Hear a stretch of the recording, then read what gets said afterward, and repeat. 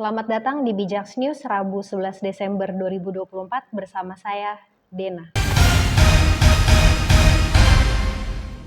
Informasi pertama, Menteri Dalam Negeri Tito Karnavian meminta gubernur untuk menjalin dialog dengan pengusaha dan pekerja sebelum menetapkan upah minimum provinsi atau UMP 2025 yang naik 6,5%. Sementara itu, Menteri Ketenagakerjaan Yasirli menyatakan akan memberikan dukungan kepada perusahaan yang mengalami kesulitan finansial akibat kenaikan UMP. Selanjutnya, terdakwa Harvey Mois selaku perpanjangan tangan PT Refine Bangkatin dituntut pidana penjara selama 12 tahun terkait kasus dugaan korupsi pengelolaan tata niaga komoditas timah di wilayah izin usaha pertambangan IUP PT Timah. Selain hukuman penjara, Harvey juga dikenai tuntutan pidana berupa denda sebesar 1 miliar rupiah. Jika denda tersebut tidak dibayarkan, maka akan diganti dengan hukuman kurungan selama 1 tahun. Direktur Utama PT PLN Persero Darmawan Prasojo memastikan pasokan listrik selama Natal dan Tahun Baru 2024-2025 aman dengan memobilisasi 81.591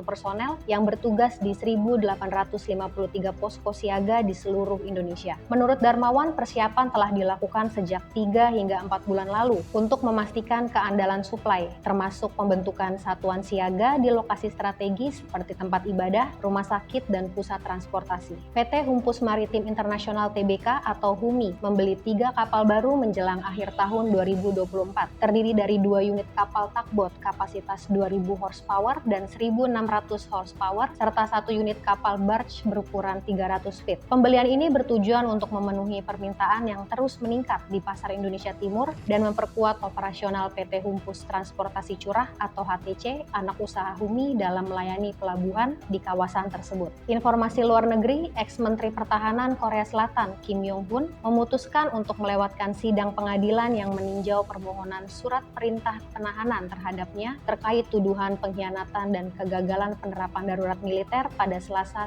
10 Desember. Sidang tetap berlangsung tanpa kehadiran Kim dengan hakim meninjau dakwaan berdasarkan dokumen yang diserahkan. Kim mengaku bertanggung jawab dan memohon keringanan untuk anak buahnya. Calon Wakil Gubernur Papua berinisial YB ditetapkan sebagai tersangka dalam kasus dugaan kekerasan dalam rumah tangga atau KDRT setelah diduga memaksa istrinya untuk melakukan trisam bersama kakaknya. YB dijerat dengan pasal KDRT karena korban dalam kasus ini adalah istrinya, seperti yang disampaikan oleh Kabid Humas Polda Papua, Kombes Ignatius Beni Adi Prabowo pada Selasa 10 Desember.